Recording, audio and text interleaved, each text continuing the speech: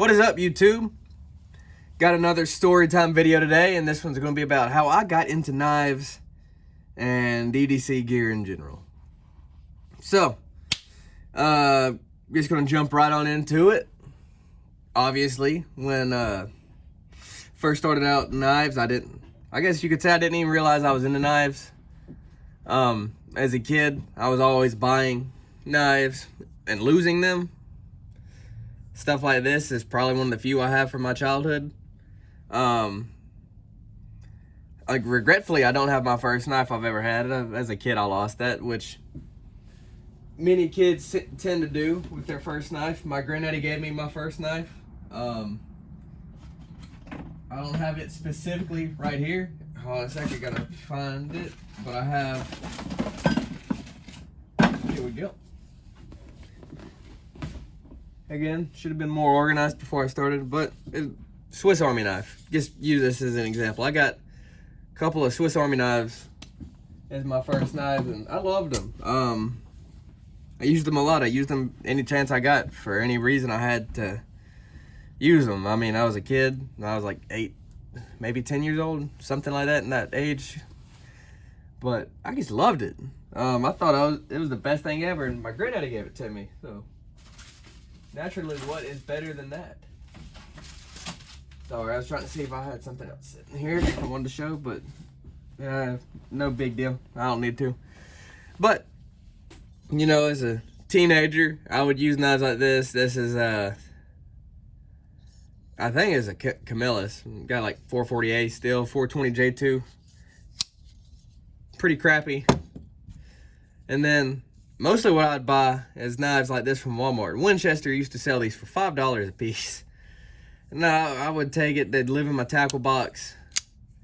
I'd fish with them, camp with them, whatever. This was against my normal weekend knife, because obviously not supposed to take a pocket knife to school. You know, wink wink.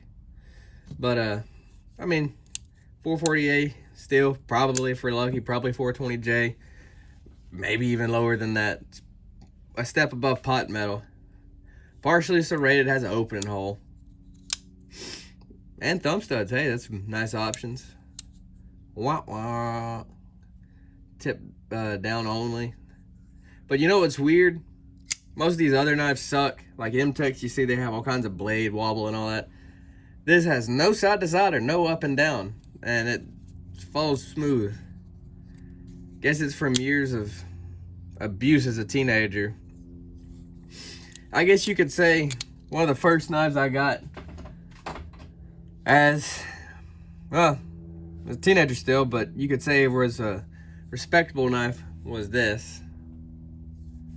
This is the Buck 119. And this knife has not stayed this nice looking throughout the years. You can see it's scratched. You can see some faint scratches through here. Well, let me tell you this. This knife up until maybe 3 months ago was rusted, beat up, and the tip was gone. Imagine it was shaped like this. So I've reprofiled it. A lot of you that have 119s can probably tell that it looks a little snub-nosed. You can see the edge comes out. Still got kind of a wire right there. I haven't used it since I fixed it up. But I put this thing through hell as a teenager. Stabbing trees, batoning it through trees. I remember how I broke the tip. I was stabbing a stump. And I decided, hey, let's see if I can baton this thing. So I think there was another piece of firewood. And I'm hitting it, then hitting it. I hit the tip with the stump. And I just remember seeing a little fleck of shininess float away, seemed like. And I picked the knife up and I looked, oh man, I done broke the tip on my knife. And so that kind of got put away to the side, and I went through various other crappy knives This just kind of sat off to the side. And somehow it managed to end up with my now in-laws. And they were using it for firewood as well. It was broken. They were just using it for splitting kindling. And like I said, this all happened when I was maybe 17 or so. This used to live in the toolbox of my truck, whatever. And somehow, a year or so ago, I ended up back with it. And you can see, like I said, it's well loved, well used. Now it just kind of resides in my collection as a memento of being a teenager and kind of how the collection all started. And every time I look at it, it does bring me a great deal of joy. And brings me back to a time that's a little bit more simpler. Here's your year, a little right-facing arrow. I can't remember quite what year it was, so anyways, fast forward a few years. I've graduated high school. I'm working full-time now, and for some reason, I don't know, I guess was bad about keeping a pocket knife on me. And, you know, working construction, especially then, fresh out of high school, I was a laborer. I'd ran equipment a little bit, but mostly I was on the ground, fabric, silt fence, whatever needs to be cut, laborer's job. Well, foreman operators get tired of me and other laborers not having nothing to cut with, so someday he just told us we need to start bringing them, whatever. He was getting tired of us getting tired of us having to stop, go to his truck, get something to cut with, and instead of us having our own tools on us like we're supposed to. Okay, I get it. I got a Milwaukee razor knife, and really, the story could stop here, and I could still be using that today because, let's face it, for 99.9% of all everyday carry task, excuse me, that knife is going to be perfect, or razor knife, whatever. And so, yeah, that could be perfect, but me being me, when I tend to get in things, I dive right in. Well, I carried the Milwaukee razor knife for a couple months, and then one day, my dad came home. I do a lot of work on a federal base, and they had some kind of thing or different, I'm not sure what it was, but Spyderco and other brands had some kind of booths at this expo, whatever Fort Benning had. And I had a contractor out there. You know, we see it. I went and looked at some of the cool stuff they had on display. We did this one day on our lunch break. And I went home that evening. I was still living at home, and my dad had brought home this catalog from Spyderco. I'd seen Spyderco and other brands on YouTube, watching various people. Cutlery Lover was one channel I watched before I was into knives because he had videos on all kinds of stuff. There's another dude, his name was like XDM8 or something like that. I would have to look it up, but he had a video showing Spyderco and all that. So it was a brand I recognized when I saw this catalog. Well, I looked through. Wow, I really like the way some of these look. So naturally, I went online. I saw the price. Me not being into knives before, I was taken back. I was shocked that somebody is paying this much for knives. So obviously, a little shocked here. Well, eventually ran across the bird line, and I picked up this. This is the Bird Meadow Lark 2, and you can see it's got the comet hole. It's got some love on it, you can see. 8CR13 MOV. Made in China. This, I took the pocket clip off. I have the pocket clip on a different knife. If you've seen my Buck 112 review, that That's where the pocket clip came from, was this knife. But anyways, I carried this for a few months. Eventually I upgraded to a tenacious because I wanted a true Spyderco. Well, eventually, I don't want a Chinese Spyderco. I want a Japanese or American-made Spyderco, not Chinese. So I picked up the Dragonfly, and that was my second Spyderco. And that was a really cool knife. It still is a really cool knife. And eventually it just wasn't scratching the itch, so I picked up a paramilitary too. And unfortunately I don't have that knife anymore, but I went through a phase where I just bought all the middle tier Spydercos, like the Mannix 2, which is my favorite between the paramilitary 2 and the Mannix. I prefer this. This is a great work knife. The ball lock is awesome. Lots of love on this blade. Lots of miles. Lots of use. I've stripped the pivot on this one. But if I had to sell everything in my collection, keep one Spyderco, I'd have a hard time choosing between this or the Endura. But anyways, I spent a couple years, let's see. Yeah, I spent, let's see, I'm trying to get my bearings here. So about 2015 is when I got into knives. 2016 is when I really started diving in, I believe. If not, fast forward to year 2017. But anyways, believe it was 2016 I got into knives really heavy, or at least I started diving into them.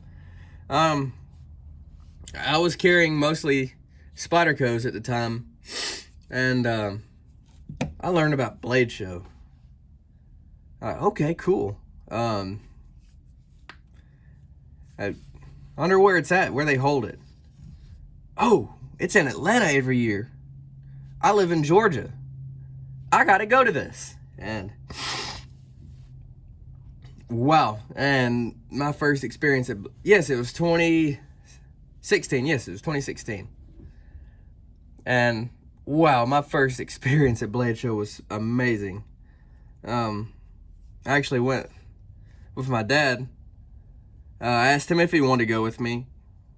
He enjoys this kind of stuff too, but not like I do. But me and him were just shocked at how many people were into knives and how big of a deal Blade Show really was. I didn't end up buying a lot. I bought something that's important to the collection that kind of helps spark things in the course I'm on now, but I'll get to that in a second. It was just amazing walking around, seeing all the different makers, all the different companies, talking to people, all the free swag, all the cool stuff. Everything was just so great about it. And I just knew I was into knives. I was hooked. I bit down on the bait. The fisherman has put the hook into my lip, reeling me in. I am in this for the long haul. Blade Show 2016 was the thing that cemented knives into my head. Just turned it into what I love to collect, everything. And that knife I picked up was the Zero Tolerance 0562. You know, the Rick Kinder design. It was a larger one. Had Elmax steel, titanium frame lock on bearings. It was my first knife with a steel higher grade than S30V. It was my first knife with a titanium frame lock. It was my first knife with ball bearings. I thought this was the coolest knife ever, and it just could not get any better from there. But boy, was I wrong. Things just from here just went awesome. I eventually picked up that Sam Summer Griptilian, first Benchmade. Kind of set the tone for me of Benchmade. As kids, they were always kind of mad to me, and still are mad to me to this day. But that's, I guess, semi-relevant to the story. But I just started, anytime I had spare money, I'd save it up, I'd spend it, and I'd just always trying to get better knives. First knife I ever traded was that 0562. And I do miss it. I traded it for a Spyderco Southern. And that was an okay knife, and I eventually traded it for a Benchmade flipper, the 920 Proxy, or something like that. It was the Benchmade Proxy. It was Osborne's last design he made for Benchmade. But wasn't happy with that. Go figure with Benchmade again. I ended up getting my first OTF off that Proxy, and that was a UTX 85 in Desert Tan. That was a cool knife, but I thought it was kind of delicate. And honestly, I started trading so much from there, I can't remember what came after that. It was like every week. I was trading something new, in and out, in and out, in and out. Now I start trading 2 knives, in and out, in and out, in and out. And it just got hectic. But I never had anything higher than $200, $250. That was about as high as I went for my knives. That was like my cap where I felt comfortable. Until one day, I had a ZT 0560, and then I had a ZT, same ZT 0562 that I had from Blade Show. I had gotten it back from somebody locally that I had traded for the Spyderco. So I was like, okay, I think I'm ready to move on from these two. So I put the 2 ZTs up on Facebook on one of the trading groups. I got offered a knife that I had lusted over and just never thought I would own, and that was the Spyderco Nirvana. And after that, I was like, whoa, this is awesome.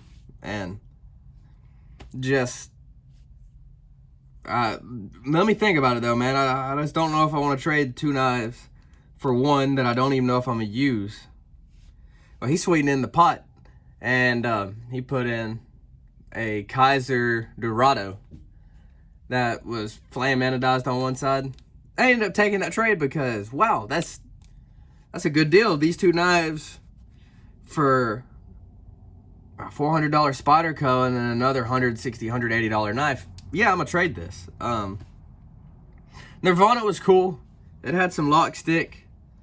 Wasn't super crazy about how thick it was behind the edge. It didn't cut very well, at least to me. And then I had also seen that the bead blast on the S90V was kind of sensitive to rust. But from there, I went on a hunt. I had trade fodder for stuff that was more of a grail to me since I first discovered knives. And I don't have it anymore, but I'm going to put some higher end knives since we're transitioning in the realm here. But just, it's for something for you to look at so you're not just looking at burlap. Anyways, so I had this Nirvana.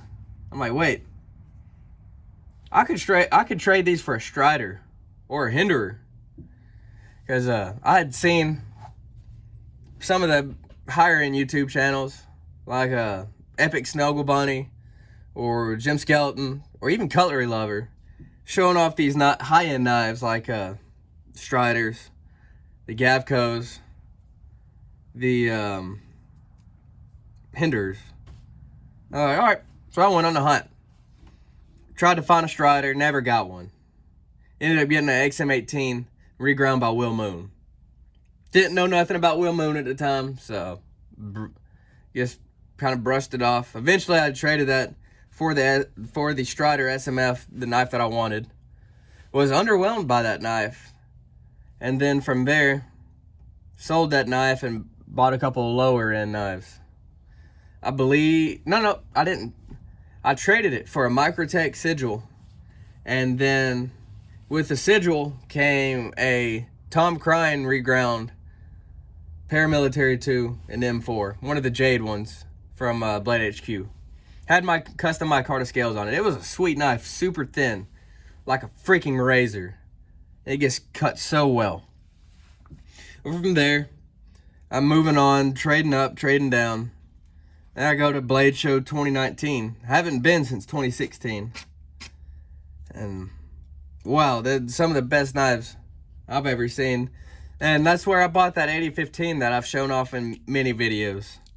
That was just an experience. I bought my first custom fixed blade. I bought a couple of production knives.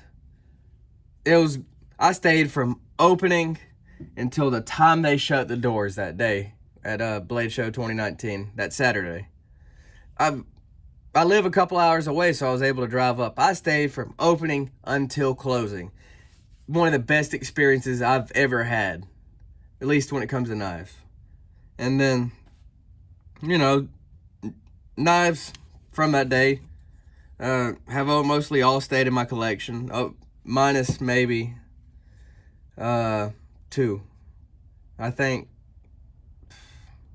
4 out of the 6 I bought or something like that day have stayed with me. Eventually, I pick up this. Picked this up a few months after Blade Show. This was my first Chris Reeve, and I bought it used on not forums, but you know, Facebook forums. And I got it for $330 used. It was maybe a year old at the time, something like that. Blew me away. Absolutely just blew me away. This was my wedding day knife, and it'll stay with me from now on because of that. But since then, it's just kind of been, I've stayed in this kind of realm right here with prices. I've had a couple wee knives, Microtechs, another Strider, had a Gavco mid-tech. Just had all kinds of various stuff. It'd be hard for me to remember and list them all.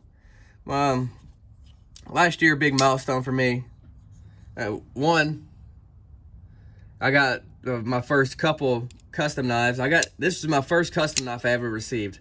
At least custom knife that was made for me. This is my Maverick Customs Evo Harpoon. Great knife, and like I said, this a significant one in my collection as well, as it was my first one. And then last year too, made my first folder, which is a slip joint, so it's nothing special. As you can see, half stop, but nothing special. But just, it's a love for me that sometimes I have a hard time remembering why I love it, but when you sit here and talk about it, it's just amazing. The only thing that I do miss is when I first got into knives. Everything was so new, so exciting. There was always something to learn. There's still always something to learn now, but it was just different then. The information was new. It was exciting. All the brands were new. Like everything. It was like information overload, sensory overload. It was just amazing. And you kind of lose that as you get more into knives, but you never lose the passion. When you get something you really love, something you're excited about, like this, y'all saw my unboxing of this, and I just loved it.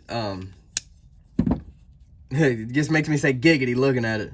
But when you find something you're passionate about, you won't lose that passion very easily. And I don't see myself losing my passion in knives very easily for a long time. I hope you enjoyed listening to me ramble. I hope it made some sense. But thank you for watching. Subscribe, like this video, comment, tell me how your experience was. Just tell me something. Thank you for watching. I'll see you on the next one. See ya.